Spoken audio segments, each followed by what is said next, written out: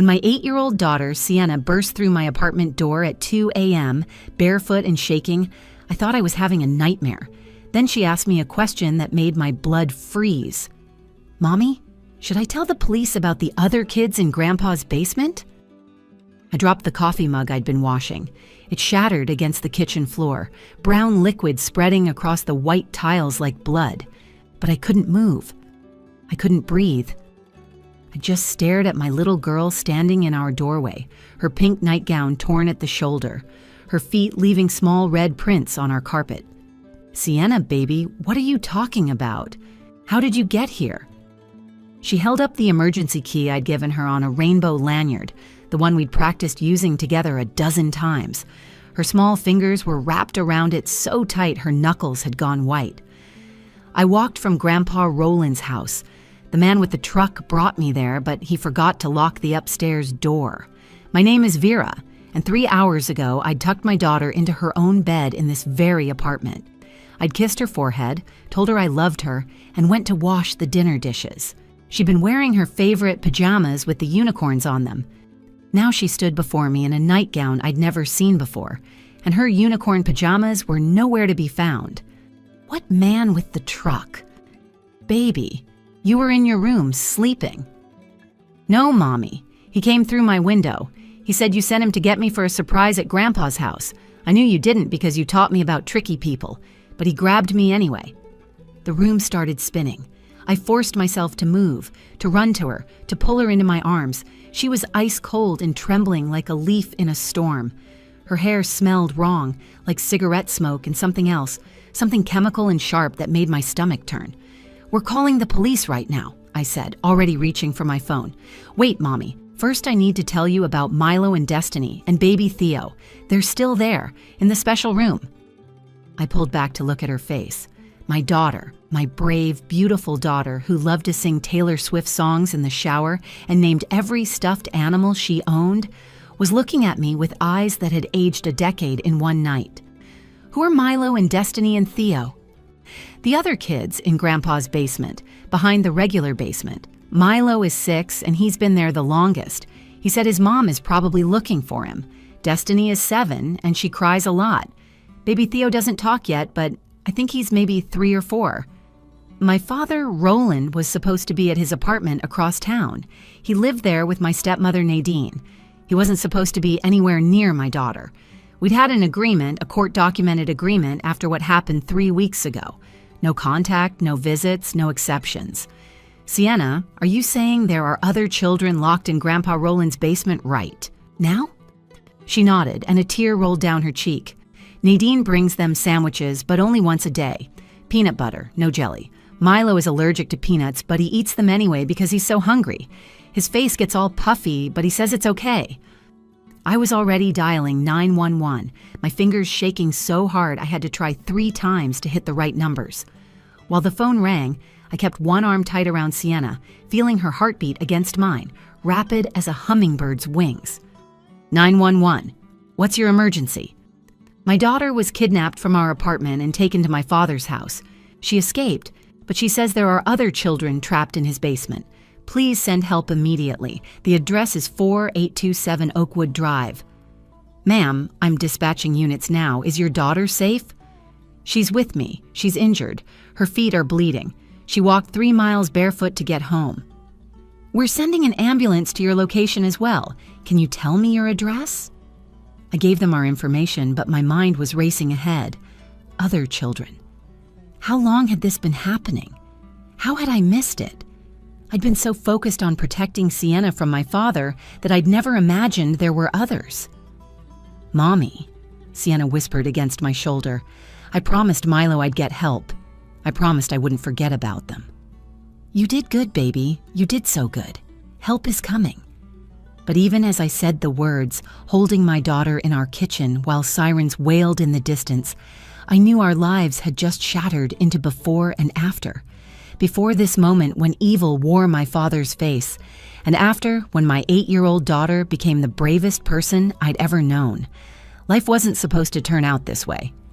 3 months ago, I was drowning in bills, exhaustion, and the kind of desperate math that keeps single mothers awake at night, 29 years old, working double shifts at Riverside Hospital as a nursing assistant, then racing across town to waitress at Denny's on weekends. Every dollar counted. Every hour mattered.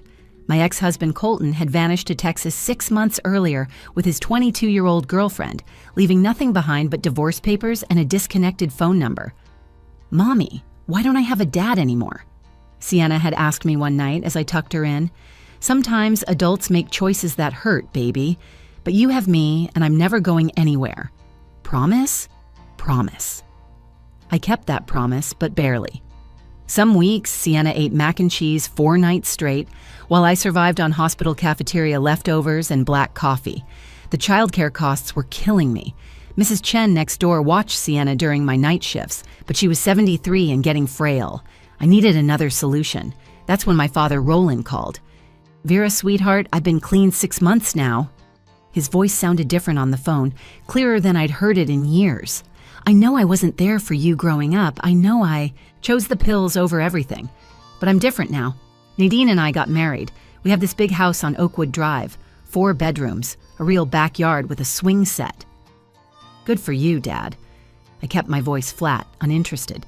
He'd been clean before. It never lasted. "I want to help with Sienna. Let me watch her when you're working nights. No charge, obviously. Just let me be the grandfather I should have been from the start." "Absolutely not. Vera, please, I'm in AA. I have a sponsor named Terry. Nadine keeps me accountable. I haven't just quit the pills. I've rebuilt my entire life. At least meet us for coffee. See for yourself." I should have hung up, should have trusted the voice in my head screaming that leopards don't change their spots. But when you're suffocating, even poisoned air looks breathable. We met at a Starbucks downtown. Roland looked healthier than he had in years. His hands were steady. His eyes were clear. Nadine seemed nice enough, quiet but smiling, wearing a cross necklace and sensible clothes. They showed me photos of their house, the spare bedroom they decorated with princess themes. "This could be Sienna's room when she stays over," Nadine said softly. "I never had children of my own. I'd love to be a proper grandmother to her." "You're not her grandmother," I said quickly. "Step-grandmother, then. The point is, we want to help. You're struggling, Vera. Let us make it easier." My friend Deandra thought I was insane when I told her I was considering it. "Your father?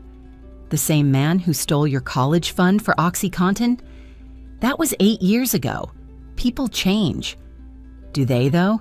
When someone shows you who they are, believe them the first time." But desperation has a way of rewriting history. I introduced Sienna to them slowly. First a lunch at McDonald's, then a trip to the park.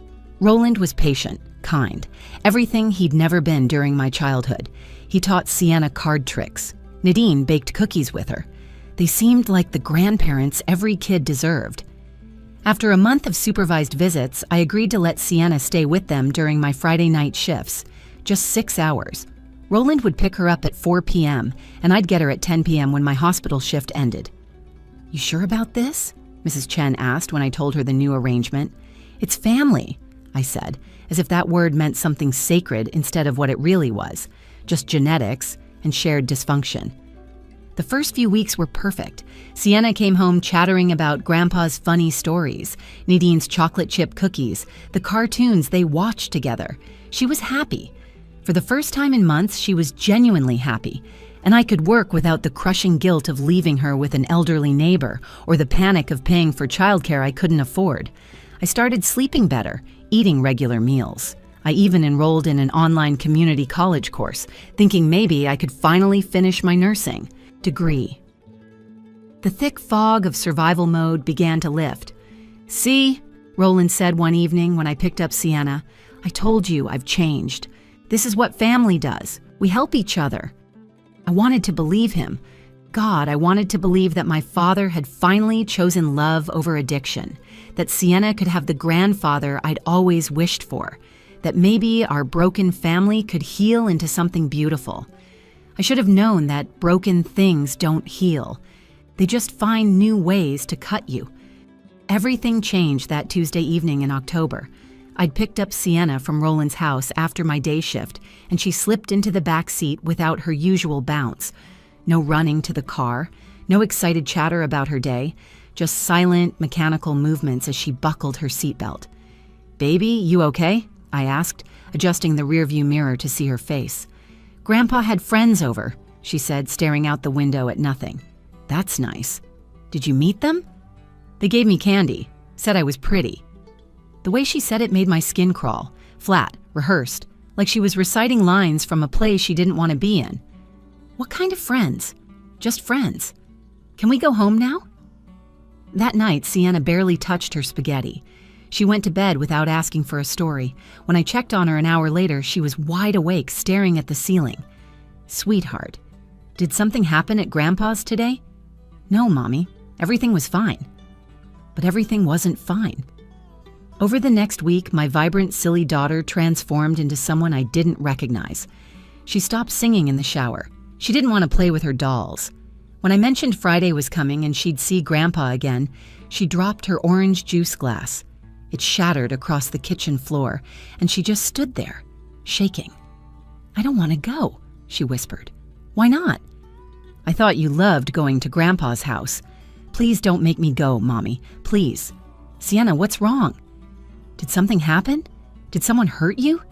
She started crying then, huge gasping sobs that shook her whole body. "Grandpa said I can't tell. He said you need the money for our apartment, and if I tell, we'll be homeless and have to live in the car, and it will be all my fault." I felt something inside me break and reshape into pure rage. I called Mrs. Chen, begged her to watch Sienna for an hour, and drove to Roland's house fast enough to leave tire marks at every red light. Nadine answered the door in her apron, flour on her hands like she'd been making bread, the perfect homemaker image that now made me sick. "Vera, we weren't expecting you. Is everything all right? Where's my father?" "Oh, honey, he's at his meeting." Every Tuesday and Thursday." "I need to talk to him about Sienna. Now." Her smile faltered slightly. "Kids make up stories, Vera." "You know that. Whatever she said, I'm sure it's just her imagination running wild." "I didn't tell you. She said anything?" "Well, you seem upset." "I just assumed." I pushed past her into the house. It smelled like cinnamon and lies. Everything was too perfect, too staged, like a movie set of a happy home. I waited in the living room for 2 hours until Roland finally came home, and I knew immediately he hadn't been at any meeting. He reeked of whiskey and cigarettes, his eyes glassy, that familiar stumble in his walk I remembered from my childhood. "Vera, what a surprise," he said, trying to sound sober and failing. "Kitchen. Now." Nadine followed us, hovering in the doorway like a guard dog. I faced my father across the kitchen island, the same rage I'd felt as a teenager when he'd missed my graduation for a dealer appointment burning through me now. "What's happening when Sienna stays here? She's terrified to come back." "You're being dramatic, just like your mother was, always making mountains out of molehills." "Don't you dare bring up Mom. She left because of you. Now answer me. She said your friends were here, that they gave her candy, that they called her pretty. So I can't have friends now? I'm doing you a favor, Vera. Free babysitting while you run around playing nurse. Maybe show some gratitude instead of making accusations." "If you've let anyone near my daughter, I swear to God, Roland." He leaned forward then, his coffee and whiskey breath making me step back. "She's my granddaughter, my blood. That makes her my property too. I can introduce her to whoever I want. I can have whoever I want in my own home." "Property? She's a child. She's my child. And you're broke. You can barely keep the lights on. You need me, Vera. So stop asking questions you don't want answers to, or you can find another babysitter. Good luck affording one." Nadine nodded from the doorway, her cross necklace catching the light. "Your father knows what's best, always has. Maybe if you were a better mother, you wouldn't need our help. But here we are." I grabbed Sienna's overnight bag from the corner, my hands shaking with fury. "She's never coming back here." "We'll see about that," Roland called after me. "When you can't pay rent next month, you'll come crawling back. They always do." I snatched Sienna from their house that night and never went back. The drive home, I kept checking the rearview mirror, expecting Roland to follow us, but the road stayed empty. Sienna sat in the back seat, clutching her stuffed rabbit, Mr. Hoppy, like a life preserver. "You're never going back there," I told her. "Never. I promise." "But Grandpa said you need money. He said we'll be homeless. Baby, I'd rather live in a cardboard box under a bridge than let you near that house again. Money is just money. You're everything." That night, after Sienna finally fell asleep, I called in sick for my weekend shifts and started making phone calls. First to Child Protective Services. The caseworker who answered sounded tired, like she'd heard it all before. "Do you have physical evidence of abuse?" she asked. "My daughter is traumatized. She's terrified. Isn't that enough?" "I understand your concern, but without physical evidence or witnesses, it becomes a he said she said situation. We can open a file, start an investigation, but these things take time." "How much time?" "Could be weeks, could be months. Document everything. Take photos if there are any marks. Keep a journal of behavioral changes. We'll send someone out within 7 to 10 business days." 7 to 10 business days, as if predators operated on government schedules. I hung up and called a lawyer, then another, then 3 more. They all said the same thing. Without proof, I had nothing. Roland had rights as a grandparent. The fact that he'd mentioned having friends over wasn't illegal. The candy wasn't illegal. Calling a child pretty wasn't illegal. "But I know something happened," I told the 5th lawyer. "Knowing and proving are different things," she replied. "Start documenting. Build a case. In the meantime, don't let her near him." For 2 weeks, I became a detective in my own life.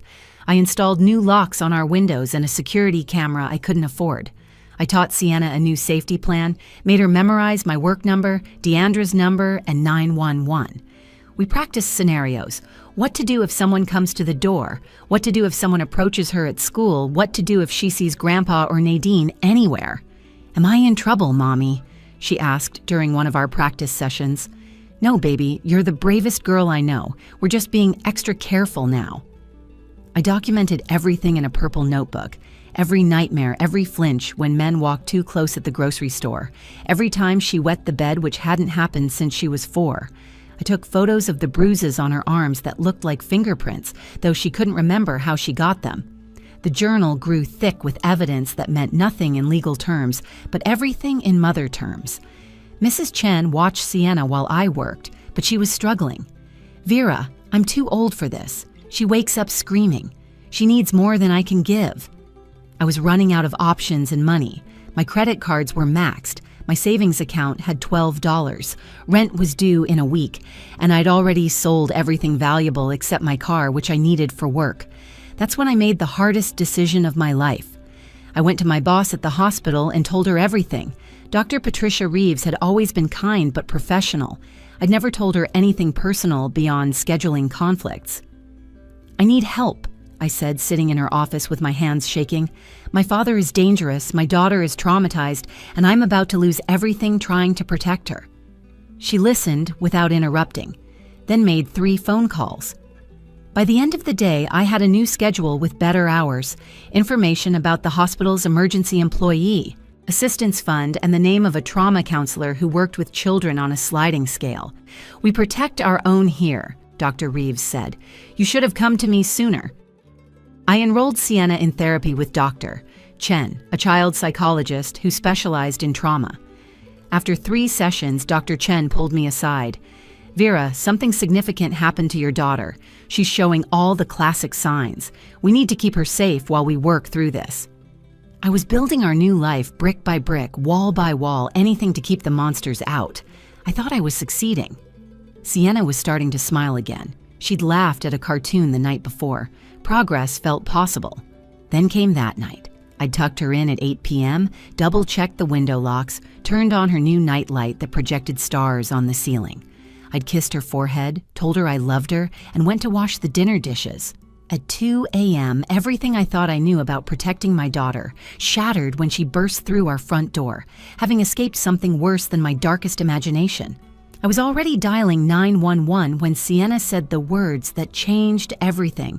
"Mommy, should I tell the police about the other kids in Grandpa's basement?" The phone nearly slipped from my hand. I stared at my daughter, standing in our kitchen with bleeding feet and torn clothing, and felt the world tilt off its axis. "What other kids, baby?" The ones in the special room, behind the regular basement. Milo is 6 and he has brown hair like mine. Destiny is 7 and she knows all the state capitals. Baby Theo doesn't talk yet, but I think he's maybe 3 or 4. There's also Amara, but she only came yesterday. Sienna, are you telling me there are other children locked in that house right now?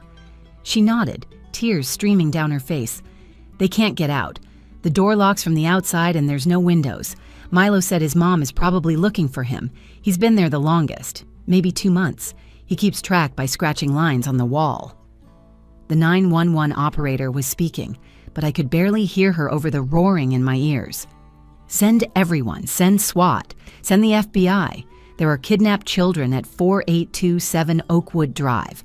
Multiple children locked in a basement. Ma'am, I need you to stay calm. Officers are en route. Can you provide more details? I put the phone on speaker and knelt beside Sienna. Baby, tell the lady about the room. Sienna's voice was small but clear. It's behind the furnace.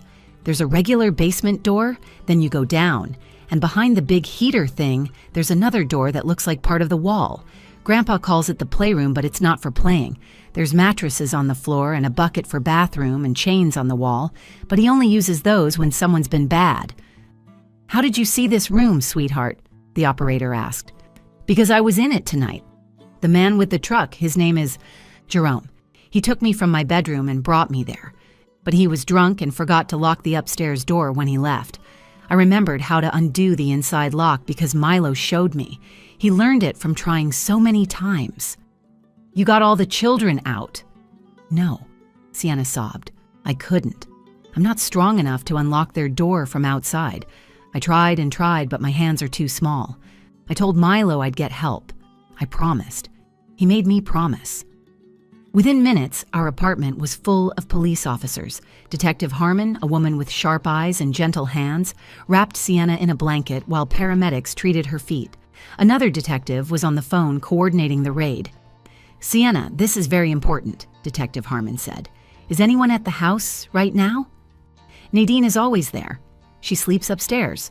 Grandpa might be there or might be at his friend's house. Jerome left after he brought me. The other man, Carl, sometimes stays overnight in the guest room. What other man? Carl has a beard and gives us crackers sometimes. He takes pictures. Detective Harmon's face went rigid. She stepped away, spoke rapidly into her radio. I heard fragments. Multiple suspects, possible trafficking ring, children in immediate danger. They wouldn't let me go with them. Deandra arrived to stay with us, holding my hand as we waited. Sienna fell asleep on the couch, clutching Mr. Hoppy, her face finally peaceful. The clock ticked past 3 a.m., then 4 a.m. Every minute felt like a year. At 5:47 a.m., Detective Harmon called. We got them, all of them. 4 children recovered alive. Your father is in custody, along with Nadine. Jerome Watts was arrested at a motel on Route 50. We're looking for Carl now. The children? Malnourished, traumatized, but alive. Milo Brennan, age 6, missing from Columbus for 11 weeks. Destiny Cole, 7, taken from a playground in Dayton 2 months ago. Theo Martinez, 4, disappeared from his front yard in Cincinnati 6 weeks ago. Amara Phillips, 5, reported missing from Louisville 3 days ago. I collapsed to my knees. 4 families had been living my nightmare. 4 babies had been trapped in my father's house while I'd been fighting to protect just my own. There's more, Vera. We found evidence of others. Photos, videos. This has been happening for at least 6 months. Your daughter didn't just save those 4 children. She's given us evidence that might help us find dozens more. I looked at Sienna sleeping on the couch, her small chest rising and falling, her bandaged feet poking out from under the blanket. My 8-year-old daughter had done what grown adults couldn't. She'd remembered my safety lessons, stayed calm under terror, memorized the other children's names and details, and walked 3 miles barefoot in the dark to save them all. She'd been brave enough to break a promise to her grandfather and strong enough to keep a promise to a 6-year-old boy named Milo, who was counting on her to bring help. The trial lasted 6 months. Every day I sat in that courtroom and learned things about my father that made me wish I could scrub my DNA clean. Roland got life without parole for child trafficking, kidnapping, and crimes I can't even type without my hands shaking. Nadine got 25 years. She cried on the stand, claimed she was a victim too, that Roland forced her. But the prosecutor had receipts, literally. Nadine had purchased the locks, rented the van, bought the mattresses. She'd known every name, every child, every horror. Jerome Watts was already a registered sex offender who'd somehow slipped through the system's cracks. He'll never see freedom again. Carl Fitzgerald, the photographer, was caught trying to cross into Canada with hard drives that led to arrests in 4 other states. What my father had built wasn't just evil. It was an entire network of evil. Sienna testified via closed-circuit video from a safe room with Detective Harmon beside her. She wore her favorite purple dress and held Mr. Hoppy. Her voice never wavered as she told the jury about the special room, about Milo's scratches on the wall, about how Destiny would sing to baby Theo when he cried. "How did you stay so brave?" the prosecutor asked her. "My mommy taught me that even when you're scared, you can still do the right thing, and Milo needed me to be brave." Milo's mother found us outside the courthouse after Roland's sentencing. She grabbed my hands, tears streaming down her face. "Your daughter saved my baby. I'd given up hope. The police said after 48 hours, the chances decrease, and it had been 11 weeks. 11 weeks of not knowing if my son was alive or dead. Your little girl gave me my life back." We hugged in that courthouse hallway while reporters snapped photos, and Milo stood beside his mother, finally safe, finally home. He'd gained weight, started therapy, begun to smile again. He waved at Sienna, who waved back, 2 children connected forever by the worst night of their lives. The state gave us new identities, a fresh start 2 states away. We're in witness protection not because Roland has any power left, but because his network had tentacles we're still discovering. Sometimes I miss our old life, the simplicity of being Vera and Sienna instead of the names we use now. But then I remember that our old life included trusting Roland, and I'm grateful for the chance to build something better. Our new apartment has a security system that would make Fort Knox jealous. Sienna sees Dr. Patricia Chen twice a week, a therapist who specializes in childhood trauma. Some days are harder than others. She still wakes up screaming sometimes. She still checks that windows are locked, doors are secure, that I'm really there.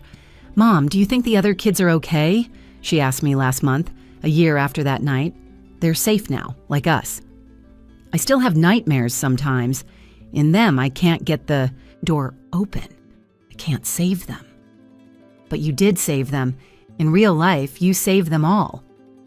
Dr. Chen says heroes don't always feel like heroes. She says sometimes they just feel scared. Dr. Chen is right. We were making dinner together, our new tradition. She was stirring pasta sauce while I chopped vegetables. Normal things, beautiful, boring, normal things that we'd almost lost forever. "Mom, why did Grandpa do it? Why did Nadine help him?" I'd been dreading this question, but I'd practiced my answer with my own therapist. Some people are broken in ways that make them hurt others. Grandpa was sick, but not the kind of sick that medicine fixes, the kind that makes someone choose evil. And Nadine? Some people see evil happening, and instead of stopping it, they help it. That's its own kind of evil. She stirred the sauce thoughtfully. "I'll never be like them." "No, baby, you won't. You're already exactly who you're supposed to be. Someone who sees people in trouble and helps them. Someone who keeps promises even when they're hard. Someone who walks through hell to save others." Sienna looked up at me with those brave brown eyes that had seen too much but somehow still held hope. "We're going to be okay, aren't we, Mom?" "Yeah, baby. We're going to be more than okay. We're going to be extraordinary. Because that's what you become when you survive hell and save others on your way out. My 8-year-old daughter taught me that. She taught all of us that. The smallest voice in that basement became the loudest roar for justice. The littlest feet walked the furthest to bring help. The youngest heart carried the most courage. Evil thought it could win by preying on the innocent. It didn't count on Sienna remembering their names, their faces, their stories. It didn't count on a mother's love being stronger than a grandfather's sickness. It didn't count on promises between children being unbreakable. Most of all, it didn't count on an 8-year-old girl with a rainbow keychain and the determination to keep her promise to a boy named Milo. That's the thing about darkness. It only takes one small light to destroy it completely. And my daughter? She's the brightest light I've ever known. If this story moved you, please like this video and share it. Someone needs to hear that survival is possible, that children can be heroes, that promises can be kept even in the darkest places. Leave a comment below about a time when someone's bravery changed your life. And don't forget to subscribe to our channel for more stories of triumph over darkness, of ordinary people doing extraordinary things, of children who save the world one promise at a time.